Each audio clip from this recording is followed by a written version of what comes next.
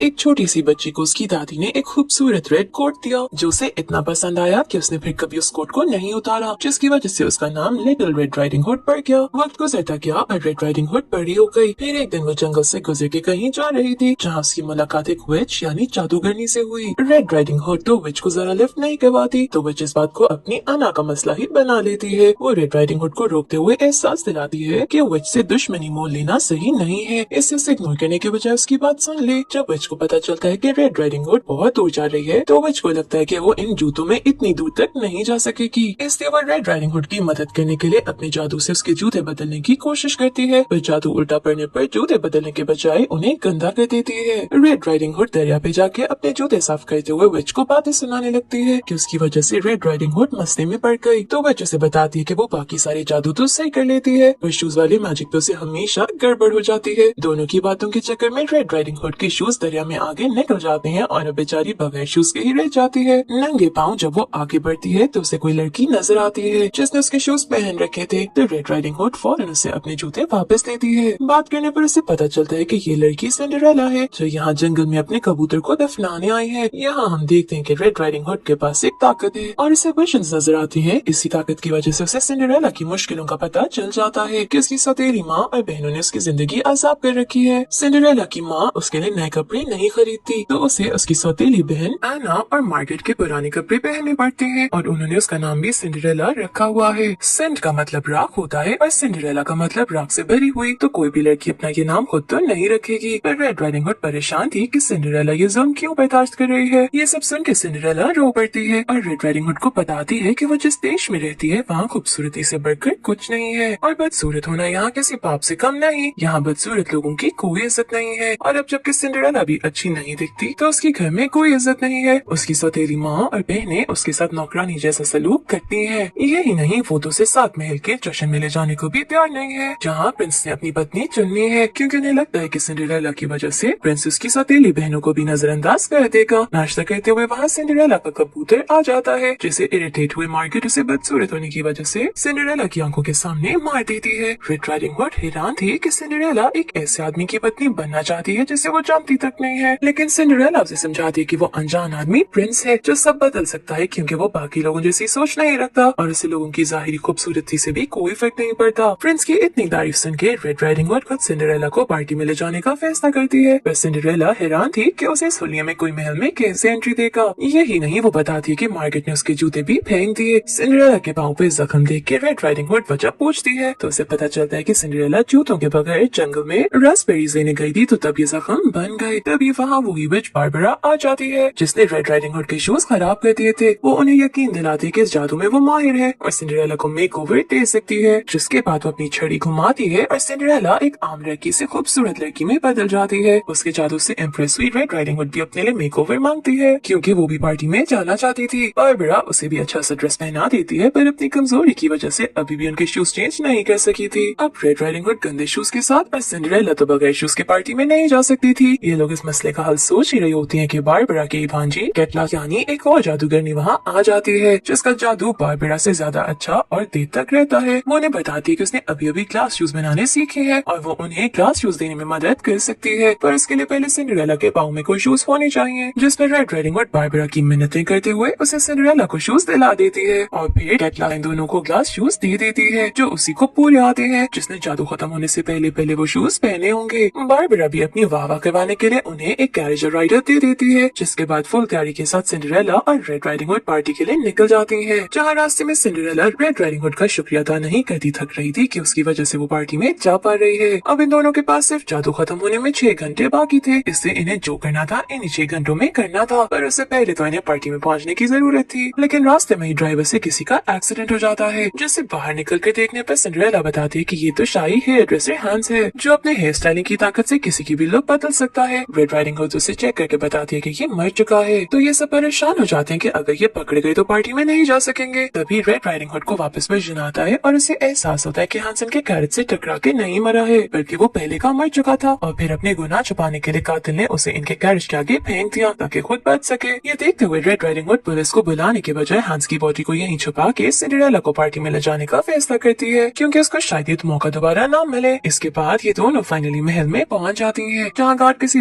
खूबसूरत लड़की को वहाँ से भगा रहा था और इन दोनों को देखते ही फौरन अंदर जाने की इजाजत दे देता है। महल में पार्टी शुरू हो चुकी थी और सब लोग डांस करने लगे हुए थे। सबकी नजरें सिंड्रेला पर थी, जिसपे वो परेशान हो जाती है, पर रेड राइडिंग हुड उसे समझाती है कि वो इतनी प्यारी लग रही है, इससे कोई भी उसे नजर नहीं हटा पा रहा। अपनी सौतेली माँ और बहन को वहाँ देख के सिंड्रेला डर जाती है कि वो उसे पहचान न ले, पर यह भी मुमकिन नहीं था क्योंकि सिंड्रेला बिल्कुल ही अलग लग रही थी। वहाँ हमें सिंड्रेला की सौतेली माँ और आना की बातों से पता चलता है कि उसने पार्टी में आने से पहले हांस से हेयर स्टाइलिंग करवाई है, जिसमें हांस ने उसे बताया था कि प्रिंस को छोटे बाल पसंद है, इसलिए उसने आना के बाल काट दिए। आना को छोटे बालों की आदत नहीं है, जिसमें वो अजीब फील कर रही थी, पर उसकी माँ उसे सिर्फ प्रिंस को खुश करने पर फोकस करने का कहती है। तभी वहाँ किंग और प्रिंस आ जाते हैं। सिंड्रेला तो बस प्रिंस को देखती रह जाती है, पर रेड राइडिंग हुड को उसके कपड़े और स्टाइलिंग बड़ी अजीब लगती है। किंग प्रिंस को अपने लिए पत्नी तलाश करने को कहता है, पर प्रिंस शायद इस सबसे कुछ खास खुश नहीं था। फिर भी अपने पिता के हुक्म का पालन करने के लिए वो आगे बढ़ता है और सब लड़कियों को इग्नोर करता सीधा सिंड्रेला के पास पहुँच जाता है। अब सारी लड़कियाँ सिंड्रेला से जेलस हो रही थी और वो खुद अपने सपनों के राजकुमार के साथ डांस करने लग जाती है। वहीं कोने में खड़ी रेड राइडिंग हुड देखती है कि वहाँ और भी लड़कियों ने ग्लास शूज पहन रखे हैं, यानी केटला बहुत प्रैक्टिस कर रही है। तभी एकदम गार्ड भागते हुए अंदर आता किंग को बताता है कि हांस का कत्ल हो चुका है और उन्हें उसकी लाश जंगल में पड़ी मिली है। ये सुन के किंग पार्टी को वहीं रोक देता है, पर किसी को भी वहाँ से जाने की इजाजत नहीं देता क्योंकि उन्हें हांस के सर पे चोट का निशान मिला है जो कैरेट से टकरा के बना, यानी उसकी मौत कैरेट से टक्कर खा के जख्मी होने की वजह से हुई है। और वो जिसकी भी कैरेज है वो महल की तरफ ही आ रही थी, तो वो कातिल यहीं मौजूद है। अब इन्हें जिसके भी कैरेज पे खून का निशान मिला वो ही मुजरिम होगा, तो सब गेस्ट्स को यहाँ रोक के वो गार्ड्स को सबकी कैरेज देखने भेज देता है। सिंड्रेला ये सुन के परेशान हो जाती है और फौरन रेड राइडिंग हुड के पास पहुँचती है, जो उसे सुकून का सांस लेने का कहते हुए बताती है कि उसने राइडर को पहले ही खून साफ करने का बोल दिया था, जो उन्हें वहाँ के बताता है कि उसने सारे सबूत मिटा दिए हैं। नेक्स्ट सीन में गार्ड आके किंग को बताता है कि हांस की बॉडी के पास चीज मिला है, यानी कातिल को चीज बहुत पसंद है, तो किंग फौरन सारी चीज पसंद करने वालों की लिस्ट बनाने का कहता है। सिंड्रेला और रेड राइडिंग हुड अपने राइडर को देखने लगती हैं क्योंकि वो माउस है और इससे ज्यादा चीज किससे पसंद होगा, पर वो उन्हें बताता है कि उसने सुबह से ये पहला चीज खाया है। सिंड्रेला पकड़े जाने की डर से रेड राइडिंग हुड को यहाँ से भागने का कहती है, पर रेड राइडिंग हुड से बताती है कि अगर ये दोनों यहाँ से गायब हुई तो सीधा शक इन पे जाएगा, इसीलिए भी खामोशी से यहाँ रहना ही मसले का हल है। ऐसे ही 11 बज जाते हैं और इनका यहाँ से निकलना और जरूरी हो जाता है क्योंकि घंटे बाद जादू का असर खत्म हो जाएगा। तभी गार्ड आके किंग को बताता है कि सारे कैरेजेस देख लिए गए हैं, पर किसी भी इन्हें खून का निशान नहीं मिला है। यही नहीं, वो बताता है कि डॉक्टर ने हांस की बॉडी को चेक करके बताया है कि सर के पीछे वाला निशान आगे वाले निशान से पुराना है, यानी हांस का कत्ल पहले हो गया था और किसी ने बाद में उसे कैरेज के आगे फेंका। यही नहीं, उन्हें हांस के घर पे खून से भरा स्टोन भी मिला है, जिससे साबित हो जाता है कि उसका खून उसके घर पे ही हुआ था। गार्ड्स को घर पे और चीजें भी मिली जो वो किंग के आगे लाते हैं, उनमें कुछ लड़कियों के बाल थे, जो देख के सिंड्रेला रेड राइडिंग हुड को बताती है कि वो बाल तो आना के हैं क्योंकि रिबन उसी का लगा है। सेनापति को लगता है कि हांस अच्छा हेयर ड्रेसर तो था, पर था तो इंसान ही, इसलिए उसने शायद गलती से किसी लड़की के बाल गलत काट दिए और इसी बात का बदला लेने के लिए किसी लड़की ने उसे मार डाला, यानी हांस को किसी छोटे बालों वाली लड़की ने मारा है। अब उसके घर जिन लड़कियों के बाल मिले ये लोग उन सारी लड़कियों को शक की नजर से देखते हुए आगे कर लेते हैं, जिनमें आना भी थी। पर रेड राइडिंग हुड बीच में आते हुए किंग से कहती है कि इन सब लड़कियों के बालों पर रिबन लगे हैं, अगर वो बाल कटवाने गई होती तो पहले उन्हें रिबन उतारना पड़ता, यानी बाल जान के काटे गए हैं। जिस पर रेड राइडिंग हुड आना को सारी स्टोरी बताने का कहती है, तो आना रिवील करती है कि वो बहुत खुश थी कि उसने माँ ने इतने पैसे लगा के उसे हांस जैसे हेयर ड्रेसर के पास भेजा है। पर वहाँ पहुँचते पर हांस ने उसे बताया कि प्रिंस को छोटे बालों वाली लड़कियाँ पसंद है और उसने आना के बाल जबरदस्ती काट दिए, जिस पर वो बेचारी कुछ नहीं कर सकी। प्रिंस ने इस बात का फायदा उठा के आना की माँ प्रिंस को जताने लगी कि उसने प्रिंस के लिए अपने प्यारे बाल काट दिए हैं, तो अब प्रिंस को उसे अपनी पत्नी चुनना चाहिए। ये सुन के सारी छोटे बालों वाली लड़कियाँ लड़ने लगती हैं, पर प्रिंस उन्हें इग्नोर करते हुए किंग को बताता है कि उसने एक अफवाह सुनी है कि हांस लंबे बालों वाली लड़कियों से जलता था, वो मुल्क का बेस्ट हेयर ड्रेसर था, तो वो चाहता था कि उसे हेयर ड्रेसिंग करवा के ये लड़कियाँ प्यारी लगे, और जो ऐसा नहीं करती थी वो उनके बाल काट दिया करता था। अब किंग वापस रेड राइडिंग हुड को उसका ओपिनियन देने का कहता है, तो यहाँ आना बोलना शुरू होती है और इन्हें बताती है कि सुबह वो महल की एक नौकरानी के साथ चुपके से महल में प्रिंस से मिलने आई थी ताकि उसे इम्प्रेस कर सके। उसकी प्रिंस से मुलाकात तो नहीं हुई, पर तभी उसने प्रिंस के रूम से आवाजें सुनी जहाँ प्रिंस और हांस के बीच लड़ाई चल रही थी। जब प्रिंस से पूछा जाता है तो वो बताता है कि आना सच बोल रही है क्योंकि दोपहर में हांस उसके रूम में आया था, तब प्रिंस को उसके सामान में अपनी लवर जेमी के बाल मिले, जो देख के प्रिंस को गुस्सा आ गया। पर हांस ने उसे ये बताने के बजाय कि उसके पास जेमी के बाल क्या कर रहे हैं, उल्टा प्रिंस को ब्लैकमेल करना शुरू कर दिया। प्रिंस किंग को बताता है कि 1 साल पहले जो किंग का ताज टूटा था वो प्रिंस का ही काम था। असल में प्रिंस की लवर जेमी महल की नौकरानी थी, जिसके साथ प्रिंस का रिश्ता किंग को कबूल नहीं था। यही नहीं, एक दिन अचानक जेमी कहीं गायब हो गई और आज तक किसी को कुछ नहीं पता कि वो कहाँ है, जिसमें प्रिंस को लगा कि उसके गायब होने में किंग का हाथ है और गुस्से में उसने किंग का ताज तोड़ दिया, जबकि किंग बार बार उसे बता चुका है कि उसे खुद नहीं पता कि जेमी कहाँ है। सबको लगता है कि अपना सच छुपाने के लिए प्रिंस ने हैंस को मार दिया, पर प्रिंस बताता है कि ऐसा कुछ नहीं है क्योंकि हैंस उसे मुंह बंद रखने के लिए उसका खानदानी शीशा देने का कहते हुए वहाँ से चला गया था। अवताज तोड़ने वाली बात तो आज कोई पार्टी के बाद किंग को बताने वाला था, लेकिन अभी भी कोई प्रिंस का यकीन नहीं करता क्योंकि जिस टाइम हैंस का कत्ल हुआ प्रिंस अपनी डांस प्रैक्टिस से गायब था। वो बताता है कि सुकून के लिए वो पहाड़ी पे गया था पर वहाँ भी कोई मौजूद नहीं होता, तो प्रिंस के पास कोई गवाह न होने की वजह से किंग उसे जेल में बंद करने का ऑर्डर दे देता है। प्रिंस के वहाँ से जाते ही रेड राइडिंग हुड को उसके कपड़ों से गिरा कांटा नजर आता है और सिंड्रेला भी उसे कुछ करने का बोल रही होती है क्योंकि उसे भी यकीन था कि प्रिंस किसी का कत्ल नहीं कर सकता। तभी वहाँ जबरदस्ती वही बदसूरत लड़की आ जाती है जिससे पहले गार्ड अंदर जाने से रोक रहा था। उसका मुंह तो नजर नहीं आ रहा था पर वो किंग को बताती है कि प्रिंस पहाड़ी पे ही था क्योंकि वो वहीं पास केव में रहती है और उसने प्रिंस को वहाँ देखा था। किंग तो फौरन सबूत मिलने पर अपने बेटे को आजाद करने का कहता है पर ये लोग उससे उसी का बनाया रूल याद करवाते हैं कि बदसूरत इंसान की कोई हैसियत नहीं है और ये औरत तो पैसों के लालच में भी ये बोल रही हो सकती है। तो किंग उसे महल से निकलवा के खामोश हो जाता है। पर वहाँ अब रेड राइडिंग हुड आवाज उठाते हुए सब कुछ समझाती है कि ये लोग ऐसा सोच के एक बेगुनाह के साथ जुल्म कर रहे हैं। साथ ही किंग को वो कांटा दिखाते हुए कहती है कि अगर ये सूट प्रिंस ने आज पहली बार पहना है तो ये कांटा तो पहाड़ी पे जाके उसके कपड़ों में आ सकता है, यानी वो लड़की और प्रिंस सच कह रहे हैं और प्रिंस बेकसूर है। ये सुन के किंग प्रिंस को छोड़ देता है। आखिर किंग सबको वहाँ से जाने का कहता है और 12 बजने पर सिंड्रेला और रेड राइडिंग हुड भी फौरन वहाँ से भागने की करती है। प्रिंस सिंड्रेला के पीछे तो जाता है पर उसकी सौतेली माँ और एना प्रिंस को रोक लेती है, जिस पर सिंड्रेला वहाँ से निकल जाती है पर महल के बाहर उसका शू रह जाता है जो प्रिंस को मिलता है। थोड़ा आगे जाके जादू खत्म होने पर दोनों वापस अपनी असली हालत में आ जाती हैं। सिंड्रेला और रेड राइडिंग हुड सिंड्रेला के घर चली जाती हैं, जहाँ सिंड्रेला के पास प्रिंस से वापस मिलने के लिए बस वही शूज एक रास्ता था जिसका दूसरा हिस्सा प्रिंस हाथों में लिए कुछ सोच रहा होता है। रात अचानक रेड राइडिंग हुड की किसी आवाज से आंख खोलती है तो वो जंगल की तरफ जाती है, जहाँ उसकी मुलाकात सिंड्रेला की दूसरी सौतेली बहन मार्गरेट से होती है जो रेड राइडिंग हुड को बताती है कि उसने हंस का कत्ल किया है और इसीलिए गार्ड से बच के भाग रही है। रेड राइडिंग हुड जब उसे वजह पूछती है तो मार्गरेट रिवील करती है कि उसे हंस से लेटर आया था कि वो उसके बाल स्टाइल करना चाहता है और इसी खुशी में वो हंस के घर गई। पर वहाँ जाते किसी ने उस पे पीछे से वार किया। वो बेहोश तो नहीं हुई पर किसी को देख भी नहीं पाई। आखिर दोबारा वार से वो बेहोश हो गई और होश में आने पर उसके हाथ में स्टोन था और सामने हंस की लाश। अब जबकि वो अपनी बेगुनाही साबित नहीं कर सकती थी तो लाश को ठिकाने लगाने के लिए वो जंगल में गई और मौका देके लाश को कैरिज के आगे फेंक दिया। रेड राइडिंग हुड उससे कुछ और भी चीजें याद करने को कहती है तो मार्गरेट से बताती है कि उसने वहाँ आना के बाल देखे थे और आना को अपने बालों से प्यार है। उसे शक है कि हंस ने उसके बाल ज्यादा काट दिए और गुस्से में आना ने ऐसा किया। तभी वहाँ गार्ड्स आ जाते हैं जिसमें रेड राइडिंग हुड खुद मार्गरेट को कातिल कहते हुए उनके हवाले कर देती है। वह पीछे से सेनापति को बताती है कि ये कातिल नहीं है, बस उसके बुरे होने की वजह से सबक सीखने के लिए उसने मार्गरेट को जेल भेज दिया। अब केस सॉल्व करने के लिए वो सेनापति के साथ हंस के घर जाती है जहाँ उसे खून के निशान मिलते हैं जो साल पुराने थे। साथ ही साथ एक टूटी हुई ग्लास जूस की हील भी मिलती है जिससे छूते उसे विजन आता है जिसके हिसाब से कातिल सिंड्रेला है। सीन सिंड्रेला पे शिफ्ट होते हैं जिसके पास प्रिंस जो उसके साथ आता है जिससे फिट हो जाते हैं। सिंड्रेला हवाओं में थी कि वो प्रिंस की पत्नी बनेगी पर तभी रेड राइडिंग हुड वहाँ आते हुए रिवील करती है कि वो पत्नी नहीं बल्कि कातिल है, उसी ने हंस का खून किया है। रेड राइडिंग हुड बताती है कि हंस से सिंड्रेला के खूबसूरत बाल देख के उसे सैलून बुलाया था पर सिंड्रेला ने अपने बाल बचा लिए और गुस्से में हंस को मार डाला। अब खून का इल्जाम अपनी पागल बहन मार्गरेट पे डालने के लिए उसने हंस के नाम से उसे लेटर भेजा और वहाँ बुला के बेहोश करते हुए स्टोन उसके हाथ में दे दिया पर वो सही से बेहोश नहीं हुई थी, इसलिए अपनी हील से वार किया तो हील टूट के वहीं गिर गई। अब प्लान तो था कि शीशा लेके प्रिंस के लोग यहाँ आएंगे तो मार्गरेट को पकड़ लेंगे पर प्रिंस के शीशा ना देने के इरादा करने पर सिंड्रेला का प्लान खराब हो गया और मसला इतना आगे गया। सिंड्रेला के शूज मार्गरेट ने नहीं लिए थे बल्कि अपने सबूत मिटाने के लिए उसने अपने कबूतर के साथ शूज को दफना दिया, इसीलिए उसके पाँव पे निशान है। यही नहीं अब जाहिर है ग्लास शूज जिसके होती है उसी को फिट आते हैं। हंस के पास जाने से पहले सिंड्रेला कैटला से मिलती है जिसने उसे एक दूसरे ग्लास शूज दिए थे जिसका प्रूफ कैटला खुद वहाँ आके देती है और बताती है कि उस रेड राइडिंग हुड के साथ वो सिंड्रेला को इसलिए नहीं पहचान सकी क्योंकि उसका होलिया बदल चुका था। आखिर सारा सच सामने आने पर सिंड्रेला के पास अपना गुनाह एक्सेप्ट करने के अलावा कोई रास्ता नहीं बचता तो वो प्रिंस उसे जेल भेज देता है। पर कहानी यहाँ खत्म नहीं होती। रेड राइडिंग हुड प्रिंस पे रिवील करती है कि हंस ने जेमी के बाल भी काटे, जहाँ हाथापाई में जेमी वहाँ से भागकर निकली पर उसके मुंह पे कैंची का निशान आ गया। अब ऐसे मुल्क में जहाँ खूबसूरती सब है जेमी को यकीन था कि किंग उसे प्रिंस की पत्नी के तौर पे कभी एक्सेप्ट नहीं करेंगे तो वो गायब हो गई। जिसके बाद सेनापति उसी बदसूरत लड़की को लाते हैं जिसने महल में प्रिंस की बेगुनाही का सबूत दिया था। वो जेमी ही थी जो प्रिंस से दूर तो हो गई पर आज भी उससे ही प्यार करती है तो छुप छुप के उसे देखती थी। प्रिंस जेमी से कहता है कि उसे इस निशान से कोई फर्क नहीं पड़ता और वो जेमी से ही शादी करेगा। लास्ट सीन्स में हम देखते हैं कि प्रिंस किंग को मना के अब जेमी के साथ शादी करके हंसी खुशी रह रहा था और अपना काम पूरा करके रेड राइडिंग हुड इन्हें अलविदा कहती वहाँ से निकल जाती है, जहाँ पीछे आवाज से पता चलता है कि यहाँ सिंड्रेला और रेड राइडिंग हुड की स्टोरी खत्म हो गई।